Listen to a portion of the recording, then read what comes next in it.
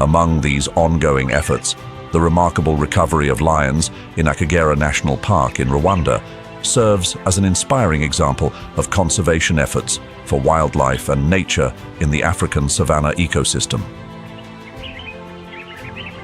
After Akagera National Park fell into a state of disrepair in 1994, the vast grasslands seemed to have lost the roar of lions.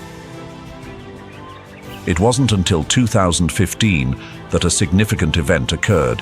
7 lions from South Africa were reintroduced, marking the beginning of a hopeful recovery.